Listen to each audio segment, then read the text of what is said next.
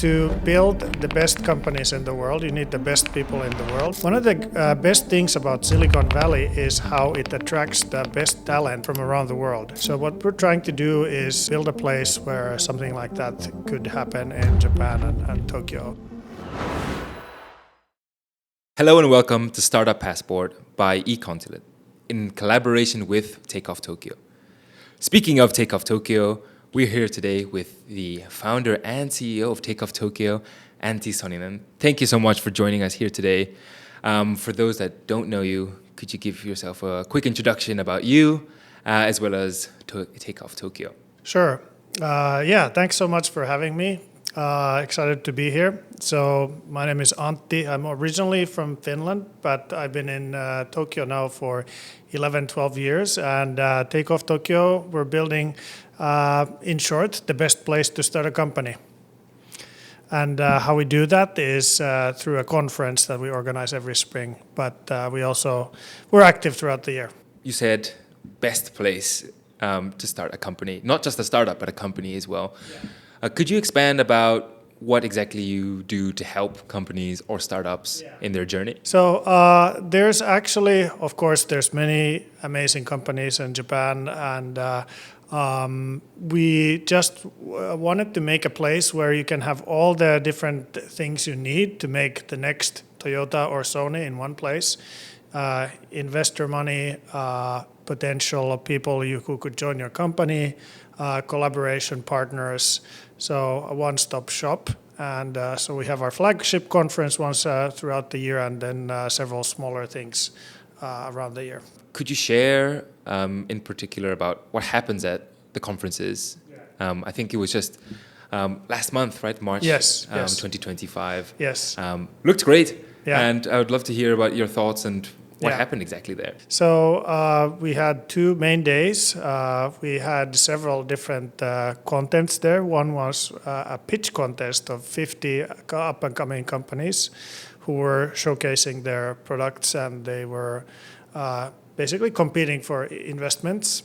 And in addition to that, we had also panel discussions by veteran entrepreneurs who will give advice to the next generation. And then we also had a meeting area that had close to 1,000 different meetings between investors, startups, and large companies. So we just tried to make it so that you can have like several months worth of meetings in just only a small number of days. In addition to the 2 main days, we also have side events throughout the week. So it's 1 week of action for the startups. With Takeoff Tokyo, you're not just targeting Japanese entrepreneurs and Japanese builders, but also foreigners who are here long-term, short-term. Why is that so important to you to bridge the gap between the 2 kind of communities? Because they do need to coexist and they need to integrate. Why is that so important to the mission of Takeoff Tokyo? So to build the best companies in the world, you need the best people in the world. And sometimes those people are Japanese, sometimes they might be from somewhere else. One of the best things about Silicon Valley is how it attracts the best talent of each category from around the world. So what we're trying to do is build a place where something like that could happen in Japan and Tokyo. So like you could have the best investors, AI people, or designers, or scientists, all kinds of people. And you need something like that acts like a magnet and brings everybody there. So we've started with an event and expanding from there. But the event is of course for Japanese entrepreneurs who want to take over the world, and then also, but it's also because we organize it in English. It's also like a quite easy way to be a part of the entrepreneurial ecosystem for also non-Japanese. The language lowers the hurdle to kind of join the fun also from another country. Now you mentioned people compete for an investment, if I'm not mistaken. Yes. Could you share any of your favorite winners from the past couple of years? Yeah, so we've now organized Takeoff Tokyo 3 times, and we've had in total almost 200 different companies that have gone through the contest. And recently there's been a lot of great AI companies. It's a little bit on trending recently. For example, our this year's winner, they basically were an AI company built by a guy called Joshua. He's originally from Nigeria, I think, but he's been based in Tokyo for, I think, 10 years or so. Mod Astra is their company name. And before that, 1 year ago, we had a company called Digital Will. They organized this Wordle platform. And it's basically a gaming platform. And in 2 years ago, 2023, we had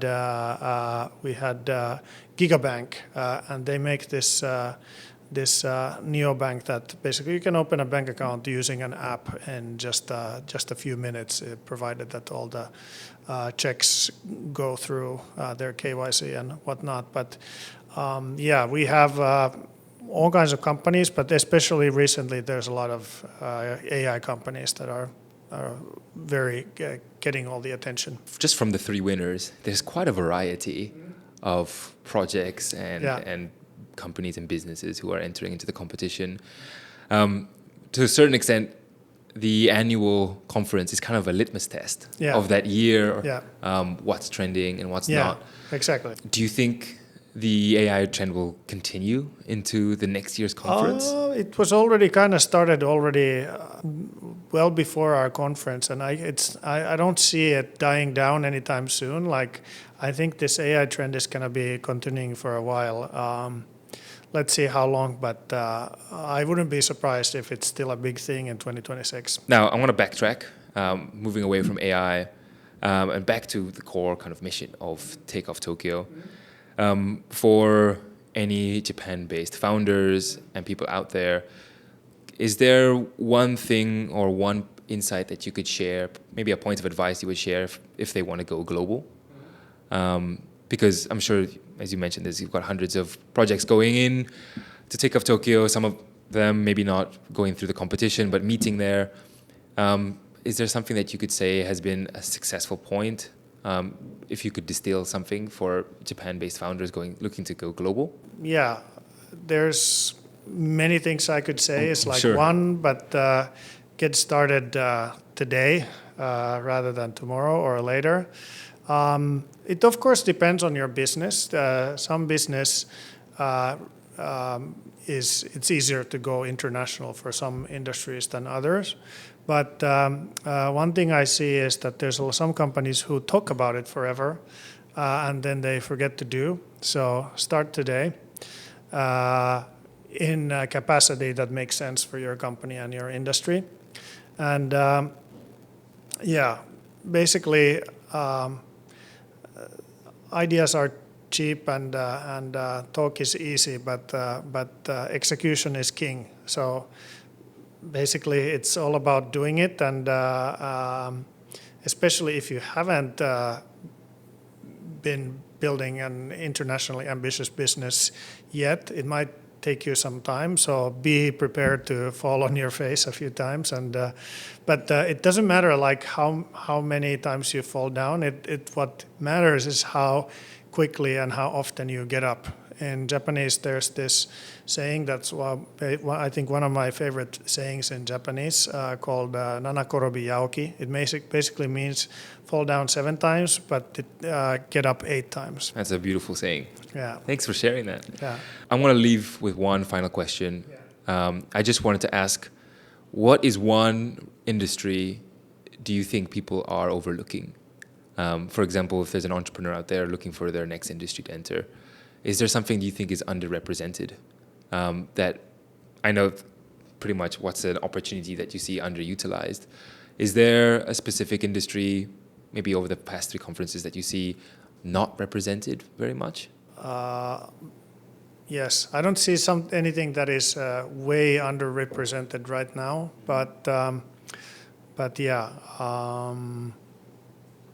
I think if we talked about AI, and there's some parts of it that are a little bit overhyped, and then there are some parts that are like not discovered yet. What are those? Yeah, I think that would. It's a bit hard to answer in a short way, but like I think we'll be seeing the real value of AI very soon. Once the kind of after the hype has started, you see like what sticks and what doesn't stick. So I think that's gonna be visible to everybody pretty soon. Yeah. So there is more there than we know right now. Yeah, I think it's just gonna accelerate from here. Well, thank you so much for sharing your thoughts, sharing the story of Takeoff Tokyo, and for joining us here today. And all the best with all the upcoming events, and hopefully see you at next year's conference. Yeah, thanks so much, and I'll see you at Takeoff Tokyo 2026. Awesome. Thank you. Thanks.